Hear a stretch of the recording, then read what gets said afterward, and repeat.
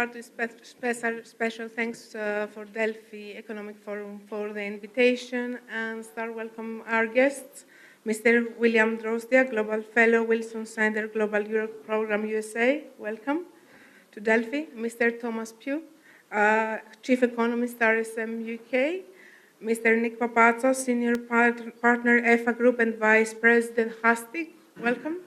And Mr. Dimitrios Kottas, Delian Alliance Industries. Welcome. I would like to start with a question with the issue that is on the news the last days, the tariffs and the new trade war that President Trump seems to start against China, but maybe against Europe also, and how this could affect defense and geopolitics also. Mr. Drozdiak, let's start from you. Well, since I'm the only American on the panel, I'll start with a brief snapshot of what's going on in greater America, not just in Washington, D.C. with the Trump administration. There's tremendous turmoil and unrest. Last Saturday, there were demonstrations all over the country, in some cases 10 to 15,000 people in places like Boston and elsewhere, and with signs saying MAGA means morons are governing America. And this is a sentiment felt by, I think, well over 50% of the people, because a lot of people who cast their ballots for Donald Trump are regretting, feeling great remorse about doing so, because they see their retirement funds going up in smoke. They see their job opportunities and the most revered institutions, the great universities in America, are also suffering. So I think the impact is still being felt, but not to mention the imposition of tariffs on friends and allies here in Europe and Japan and South Korea, which is totally disrupting America's leadership in the world for the last 80 years. So I think this is just a revolution in its early stages, and like revolutions elsewhere, they are uncontrollable, and we don't know where it's going to end. But do you think that geopolitically it provokes a shock in Europe? You mean in terms of Europe Yes. For itself? Well, I think it's long overdue. I mean, ever since the days of Dwight D. Eisenhower in the 1950s, he was telling Europe, now you need to start thinking about your own security and taking care of your own continent. And periodically, presidents since then have been saying the same thing. The strongest warning came from Robert Gates, who was defense secretary for Barack Obama in 2010, his farewell address at NATO. He said, unless you Europeans take control of your own defense and security, there will be American leaders coming who will not be willing to assume the leadership role that America's had in the past. And I can attest, having traveled around the country quite a bit recently on book tours, even pro-European-minded Americans are saying, well, after 80 years, isn't it the rich Europeans are wealthy enough and powerful enough to take control of their own destiny? Why do we have to still, we Americans, have to act as the security defense of last resort for Europe? So that sentiment is spreading through the country above and beyond Donald Trump. And even if Trump disappears from the stage, I don't think you will see a future president willing to reassert American dominance over European security. So it's time for Europe to find alternative methods. Mr. Pugh? I think I had another panelist, I won't claim this to be my own, but sum it up in this way, which I thought was really nice and concise, was that essentially Europe has outsourced energy to Russia, defense to the US, and growth to China for the last 20, 30 years. That world has gone. That world has changed now. So it's essentially up to Europe how to deal with that. And these are not, in my opinion, these are not three separate strands. These are one kind of interwoven, I guess, policy stance, is how does Europe reclaim its own growth prospects away from China? Well, one of the ways we can do that is through a significant increase in defence capabilities, and not just defence capabilities, the domestic European defence industries, because it's not just about kind of the rearming, it's about becoming more independent and sustainable away from America, and then bringing in, you know, the energy security point as well. We've just been through an enormous energy crisis, cost of living crisis, and I think when we talk about defence and this kind of thing, we think very narrowly in terms of you know, tanks, planes, bombs, etc. But energy security is just as important as anything else. And in order to move away from the kind of dependence of Russian natural gas and oil from the Middle East, there is a tremendous opportunity for Europe as a whole to work together on this. No European country will be able to become energy secure and independent. But by dramatically increasing those linkages between countries, then yes, we can start to take much greater advantage of the kind of comparative advantages that countries like Greece and Spain have in the renewable sector, that Norway and the UK have with traditional fossil fuels, and we can become much more energy secure. All of these things, three things combined, will dramatically change, I think, the trajectory of European growth in terms of economic, but you know, militarily, security. There will also have to be some social changes, I think. None of this is going to be easy or cheap. I will come back to that. Yeah. Mr. Papatsas? I agree more or less with my fellow speakers here. I think the Ukrainian crisis brought up a wake-up call to Europe that NATO could not be the security provider for European, for the EU in general. And what you see now with Trump is a little bit more on somebody banging on the door to say, get on with it. And definitely the Europeans, for at least a good part of 20 years or 25 years since the EU came together, the word defense was a taboo, more or less, for the societies. They failed to spend. I think in the last 30 years, Europe versus the US did not spend almost 1.6 trillion in defense while the US was spending. And actually, this is a criticism now as well. If you really look at the latest announcements by Europe, talking about 800 billion over 3 or 4 years, and some of that really being loans, 150 billion of that. This is not enough. The US is spending almost 800 billion a year in its defense budget. Europe, by virtue, if we add all the countries, are close to about 150 billion. So spending needs to be increased in order to take care of the defense posture that Europe needs to have in order to face the threats as they have evolved. And the threats really are not coming from our eastern borders. The threats are what we see, the developments both in the Middle East and the Red Sea, which means that these are new challenges in general for European security.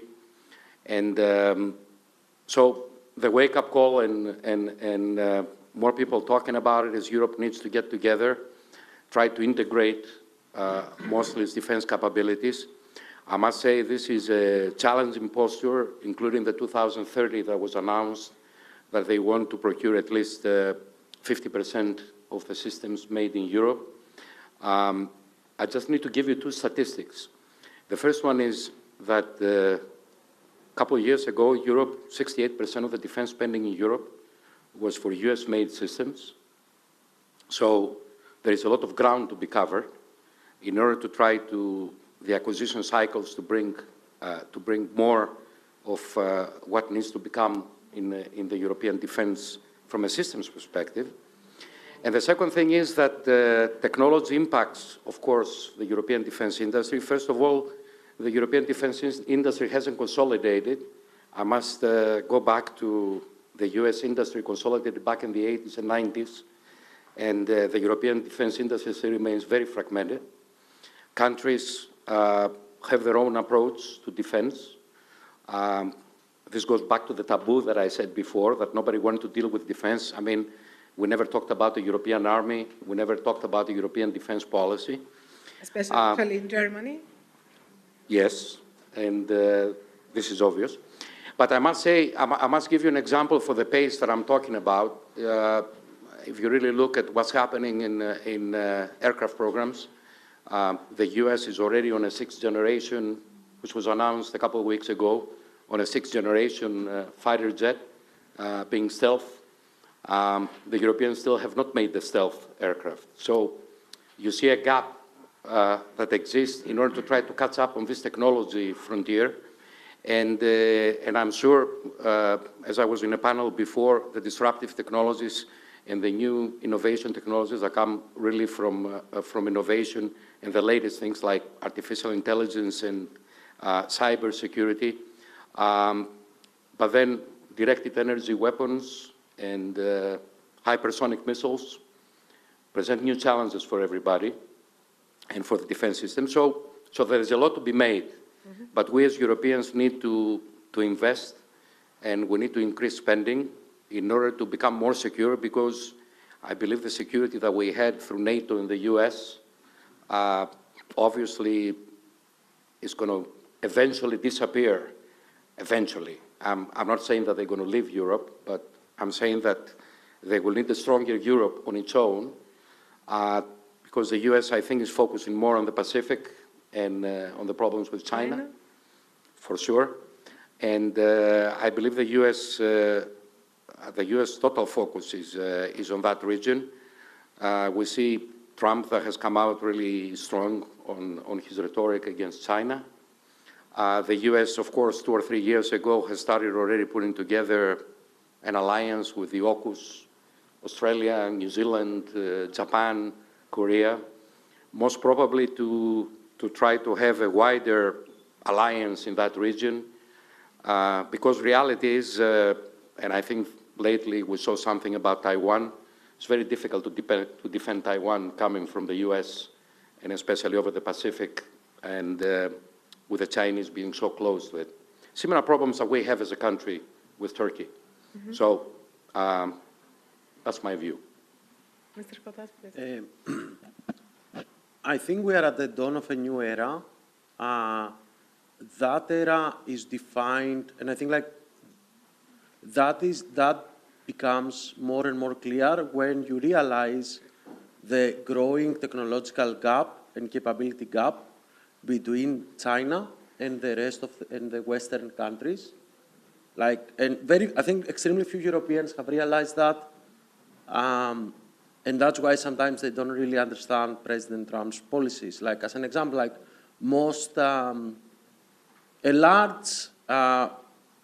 many weapon systems used by both sides in Ukraine, they are Chinese-made. When it comes to commercial drones, China is well ahead of French or British or American companies. When it comes to electric vehicles or manufacturing capacity, the gap is growing rapidly. I think that's the source of why we're going to need to adjust.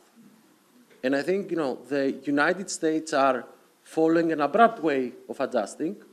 Effectively, they plan such that they stop outsourcing their manufacturing. They never outsource their energy or their security. So stopping the outsourcing of their manufacturing requires that abrupt change we see now. I believe the change we're going to need in Europe to maintain our prosperity is going to need to be even more abrupt, because we had outsourced not just manufacturing, but also energy and security. And unfortunately, although there are speeches and consensus and discussions of increasing the defense budgets, in reality, we do not see a real mobilization of what is required to happen. Like, we have not seen We have not seen large incentives for manufacturing, or we have not seen large incentives for a joint European defense market. So I believe we are going to see changes over the next 10 years, such that we stop outsourcing those three pillars of our prosperity. And we're just at the start of this wave of change. You wanted to add something? Yes, I just wanted to pick up on the theme of energy that Thomas mentioned, because you asked me at the start about the tariff dispute. I think the most promising avenue for a resolution of this dispute between Europe and the United States would be to negotiate some kind of a long-term energy supply arrangement with the United States. Donald Trump has raised this himself about the idea of liquefied natural gas coming from the United States to replace the lost supplies from Russia. Now, it'll be up to Europe to decide, does Europe want to replace a monopoly supplier from Russia with an unreliable monopoly supplier from America? But I think this would be something to watch in the weeks and months to come as Europe and the United States try to negotiate a resolution on these tariffs. Given that Mr. Papatsas said that 68% of Europe's systems are US systems in reality, how realistic is to say that Europe can take distances from US defense industries and US systems? And I'm starting from you because, as you said, you're the only American here. I'll make one point on. And if you are worried about the future of US defense industry? Well, I think a lot of these systems, like the F-35, the very expensive defense projects, have been negotiated over a long time between Europe and the United States. And for example, many European jobs are actually involved in this because it involves producing parts for jets and fighter planes and tanks in Europe. So it's something that European governments have to bear in mind, that this could have an impact on employment levels. In fact, if you compare Boeing and Airbus,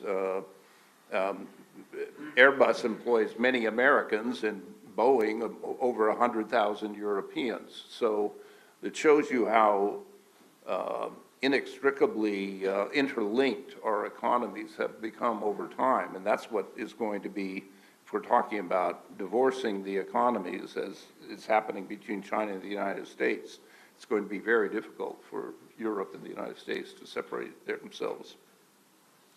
Yeah, I think if you look back at various attempts to use defence spending as an economic driver, it's not always particularly successful. There's not a super clear link. If you draw it on a graph, there's not a nice kind of linear relationship there. And one of the issues is because you end up with a lot of leakage. So what I mean is a lot of that defence spending ends up just going straight on imports. It doesn't boost your domestic economy. Obviously, one of the ways of capturing some of that growth from increased defence spending is by doing more of that manufacturing domestically. Domestically, I mean in Europe as a whole. That comes with some serious challenges, though, especially in the short term, because as we said, there is a clear gap in both in terms of technologically, industrial capabilities. That's not going to be filled anytime soon. In a lot of cases, we'll be talking essentially about building things from the bottom up, entirely new industries, especially if we talk about the more technically advanced kind of things. Relating this to, I guess, the tariffs, though, enormous tariffs between the US and China will mean that all of those those Chinese exports will be looking for a new home. That is going to increase significantly the pressure on domestic European manufacturing companies. I mean, we already look, the automotive firms in Europe are struggling very, very hard. One way of kind of counterbalancing this is by increasing that manufacturing capability within Europe. Coming to I think some of the other points that were made though, we talk about Europe as a whole, the European Union, it's still an incredibly fractured market. You know, if you tot up all of the kind of non-tariff barriers, regulatory barriers, all of the different things, it equates to something like the equivalent of a tariff on services of 100% and tariff on goods of something like 50%. You know, there's a huge amount of opportunity for growth within the European Union just by deregulation and integrating those markets. If we end up in a situation, as we have done previously, where every European country wants their own piece of the pie and wants their own domestic manufacturing industry, and we end up with an incredibly inefficient, duplicated, we don't get what we're looking for. You know, the idea that the UK can't take part in some of these joint European borrowing initiatives because of a spat over fishing rights. You know, these are the kind of relatively trivial arguments that if we are serious about this, we need to get above and beyond. Mr. Papatsas? I think I would like to touch upon my fellow speakers here on two topics. First of all, the manufacturing topic. Look, China is what it was made today because of all the Western world's investments into China. They used our money to manufacture everything at a very competitive rates. And I think the wake-up call for this world came when we had COVID, that we realized that everything was dependent on China, whether it was medical devices, medical equipment, and whatever it was needed to fight COVID. I think that was a wake-up call. Now, trying to increase the manufacturing base is also very challenging. You need labor, and this is a problem that is struggling both Europe and I think the US on the labor side. We need a lot of upskilling, reskilling workforce. I think in one of the panels yesterday was mentioned that as Germany goes into closure of some of the car plants, this workforce can be used to transform and go into the defense world, making vehicles again, very similar. So we're talking about the reskilling of the labor force. So these are the biggest challenges that we have in order to increase the manufacturing base. And again, I'm saying, let's take the positive side of what Trump is doing, even though he's doing it in a brutal way. He's talking about bringing manufacturing back into the US, bringing back the manufacturing base, or building up the manufacturing base in the US. Now, electrical, because it was mentioned also by Dimitrios. Look, the electrical power is very, very fragmented in Europe. I mean, the US has policies regulated. Europe, for a long time, and it still does not have a European grid, as we call it. My personal opinion is that the investments need to be made in nuclear power, because the more that we stay with nuclear power, the more independence that we're going to have. This is evident from, although Germany was greatly affected by the natural gas because of its dependency in Russia, France was not affected. If you allow me, this is also a taboo for Europe. It is a taboo, yes. We talked about green energy. We have an expression in Greece where we say Greek horses. But in any event, the green energy never really materialized in that sense. Our country, at least, Greece today, 50% of its power needs are covered by sun or by what we call the new energy, or let's say environmentally friendly energy sources. However, the big problem remains we cannot store power. So if you don't have wind and sun, what do you do? So you still rely on other forms of energy. But let's not forget also that energy is very, very important when we're talking about new technologies, when we're talking about artificial intelligence, when we're talking about quantum technologies. The computing power requires a lot of energy. So in order to progress into that front, the energy is also a very, very important element that Europe needs to solve. And finally, make a regulated market and make a grid for it. every country right now produces its own powers and tries to maybe work with its neighbors, but we don't see this as a whole or having a whole strategy around that. So. I think like if we want to build, expand the European capacity in the defense industry, we should do that by building great European companies, defense companies. And what better testament to how great a European defense company is, if not by selling to the US market? That's the best proof.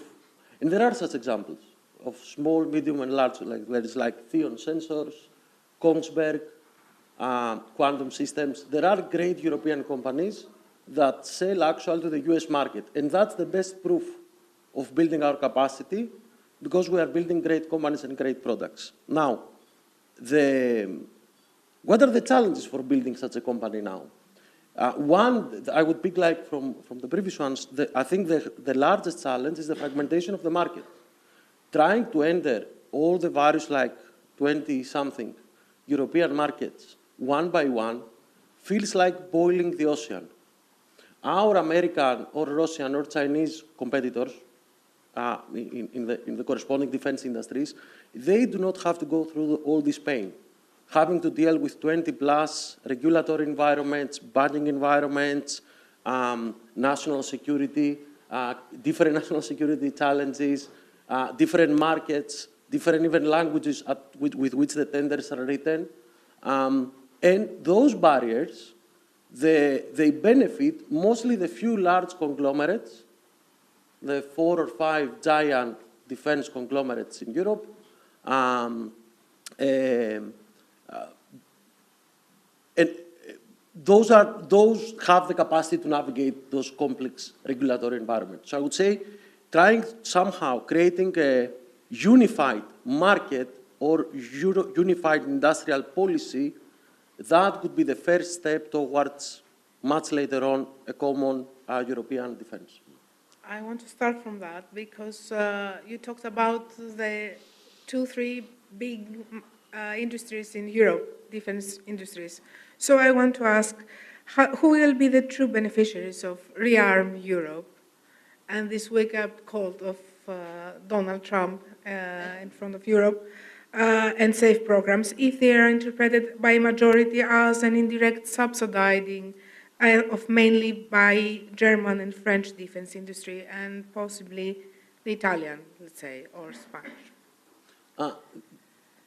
That's something I think like the Europeans, the policymakers need to reflect upon what constitutes a European industry and why, like how many plants does Boeing have all across the United States and various subcontractors, and how many does Airbus have across the European Union member states. I believe we're at the start of a circle where I believe I'm optimist in the sense that this is going to change at the end of this 10-year circle.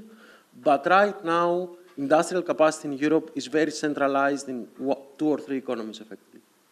Mr. Papatsas? If we go back and we look at the US in the defense market was a very close market. I think there's been several examples of different European firms, not only European and from other countries trying to enter the defense market in the US.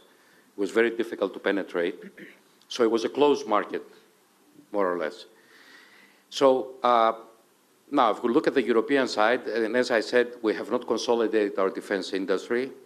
I think the directives, the 2030 directives that we're hearing, and the investments that they need to be made in the European defense, even though I don't want to be confrontational, but I will say the European defense market also needs to close for a while.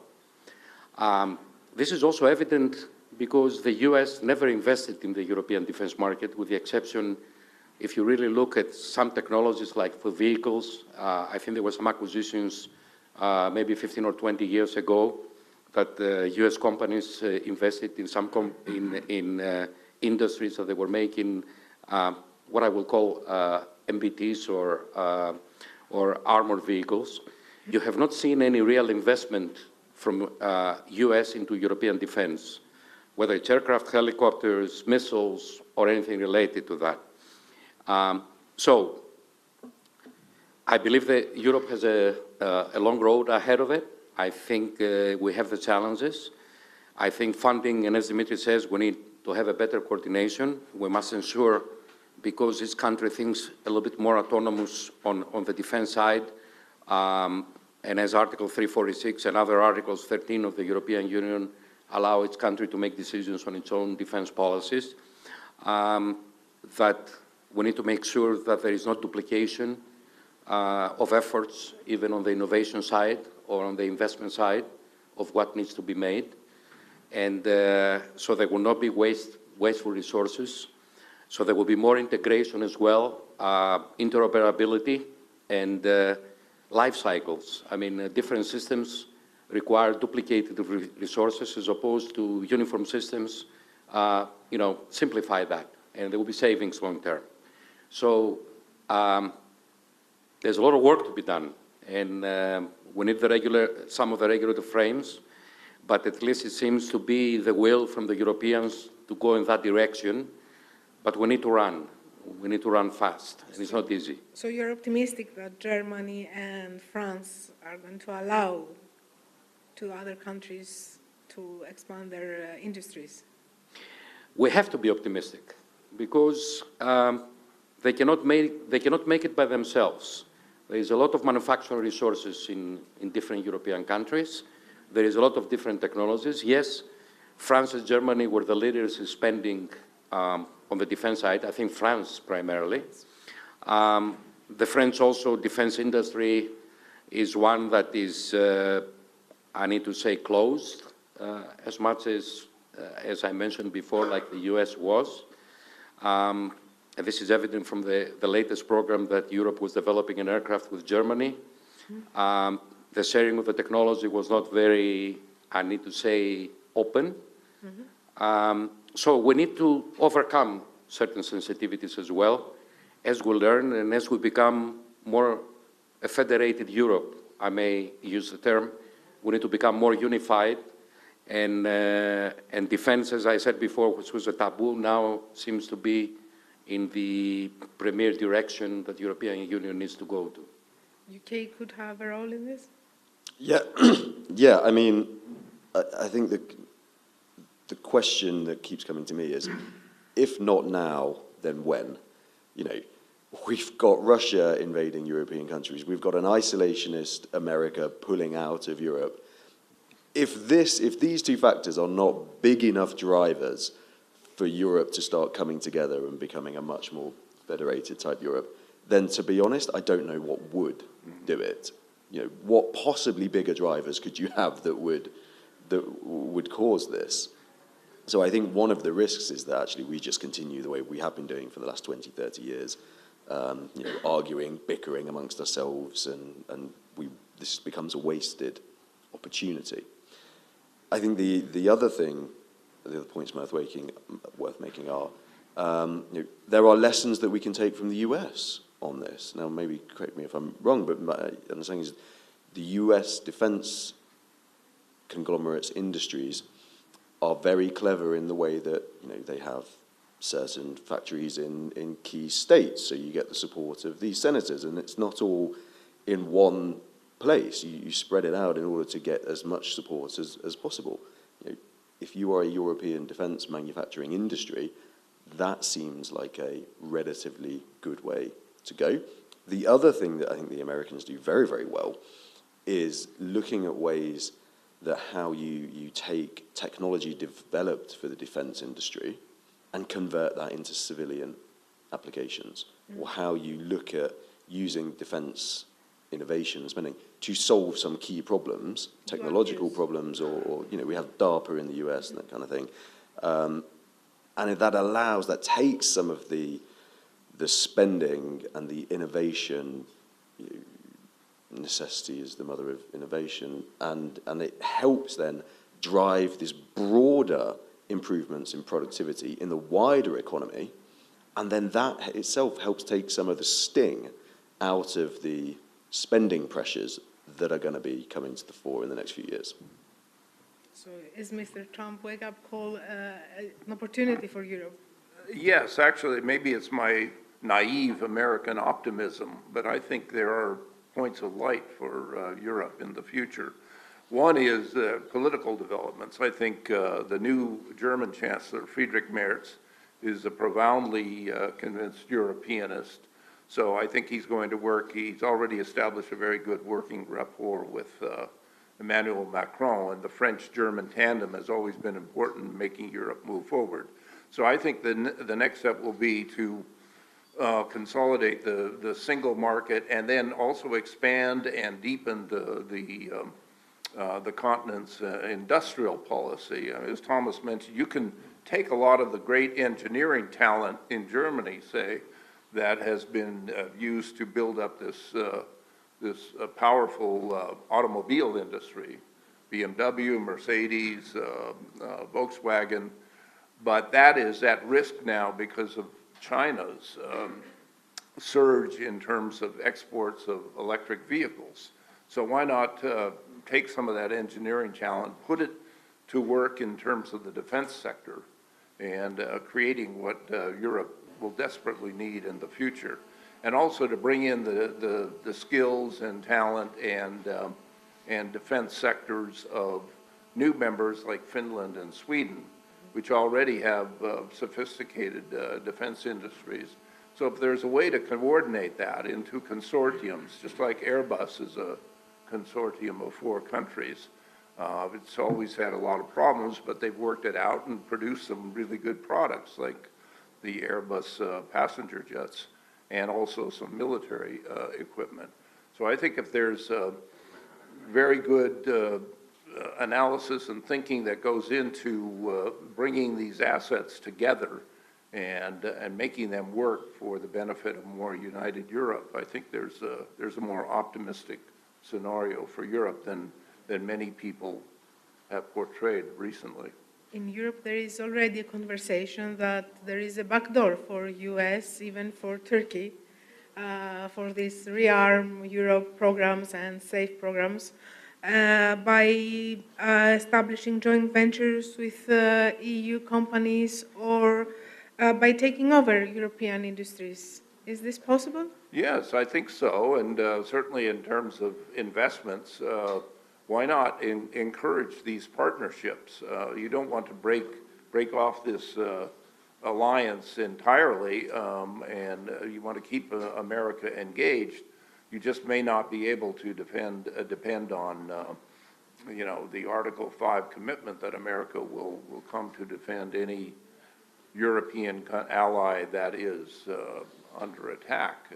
I think already Article 5 of the NATO treaty is jeopardized by Trump's lack of will to defend Europe. So I think Europe just simply needs, as the panel of my European colleagues have been saying, just needs to get on with it and seize this challenge. As Thomas said, if you don't do it now, then when? Because the challenge is there, and you've got to act on it. Mr. Pugh, you know that Turkey, for Greece especially, is a red light. Mm-hmm.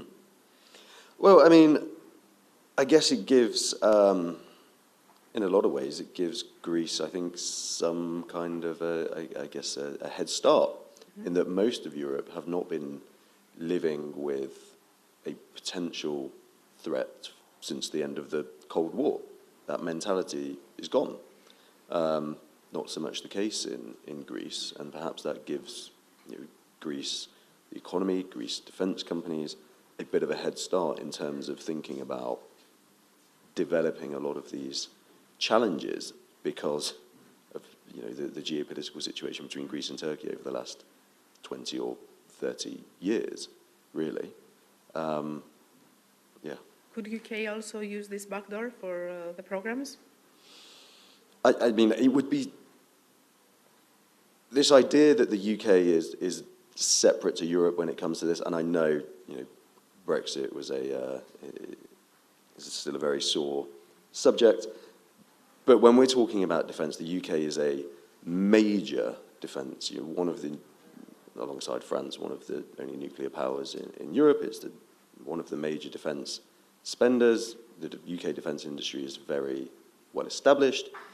It would seem to me that when we're talking about European defence, we're not talking about the EU itself. We're talking about the EU, UK, some of those kind of other peripheral countries as well. You know, I don't think it makes sense to make this an exclusively an EU issue. And kind of what I said before, you know, if we start bringing other things like fishing rights into this discussion, then we are just handicapping ourselves for absolutely no reason. The UK is a very willing partner, I think, in this. So I think it would be silly not to include it. Mr. Papatsas? I think there is, at least at the first level, it seems to be enough not to be able to have the back doors, as you call it. First of all, if the policy says that 50% of the systems are going to be produced in Europe, we're still talking about European companies producing systems and not coming from outside the EU. So even as we heard recently, Turkey made an investment and bought Avio in Italy, which manufactures engines, and then made an agreement with Leonardo for drones. That means that these drones will be manufactured in Europe if Europe is to purchase them with Turkish technology. So I'm not really worried about that side effect. What I'm really worried about is the effects that, as we saw cases where European or EDF, European companies and the EDF have invested into a company, and then that company subsequently is acquired by, let's say, somebody outside of the EU and taking this technology away. This is something that is very important. I need to remind everybody an example in the US. You used to have AMD. I was always fighting against Intel. And finally, AMD was bought before the US realized by some outside interests that eventually became Chinese.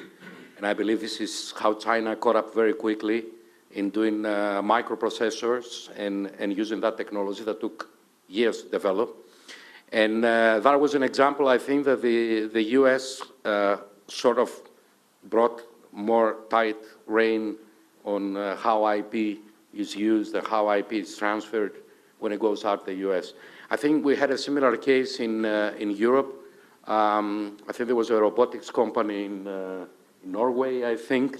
Germany. The robotics company? There was a robotics company that was bought by UAE fund. Yes, Miller. So they had used a lot of the European funds to develop technology, and then somebody comes from the outside and has access to this IP.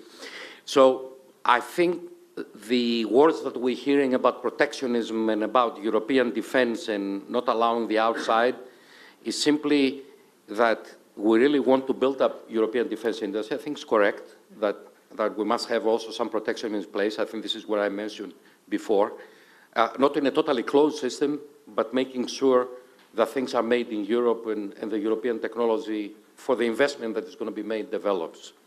So I think the road ahead is, as I said, it needs some policy making, it needs some new procedures, but the thinking, I want to say I'm a positive, and I want to say that it's positive of what is happening in the EU. We still have a lot of work to do because of the fragmentation, but I think eventually we will get there. Mr. Kottas?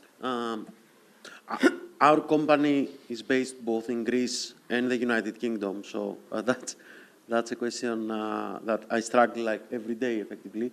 Now, I think like the best we can hope for is to build a common policy or defense market in the next 2 to 3 years. How we define that?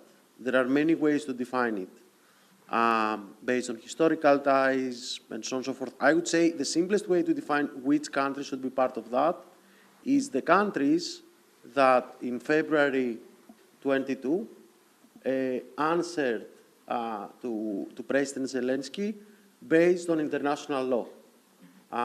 And so I think that very simply answers, in my opinion, which are the countries that should participate in this joint market.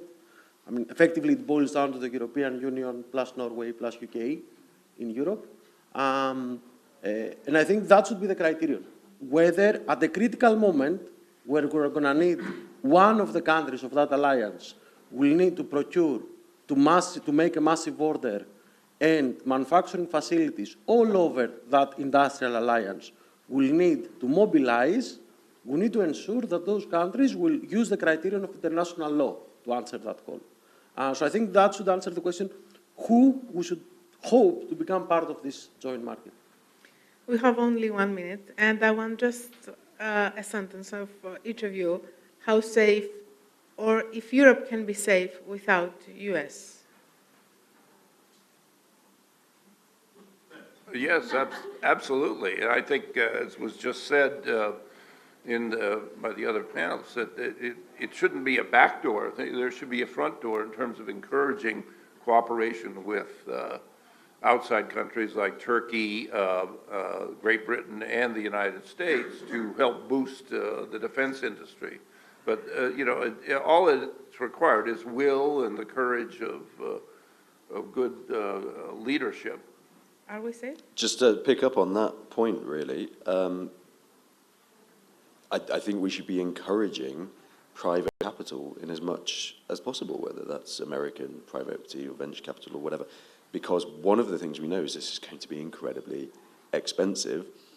Outside of Germany, the fiscal constraints on most European countries look incredibly tight. If governments are going to do this by themselves, it's going to be very, very politically difficult.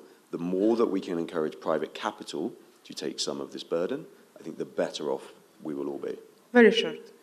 As a Greek, European, and also my country is in NATO, I want to say yes, we'll be able to make it. I think I cannot imagine a world where, like, US does not need Europe and Europe does not need the US. Thank you all very much.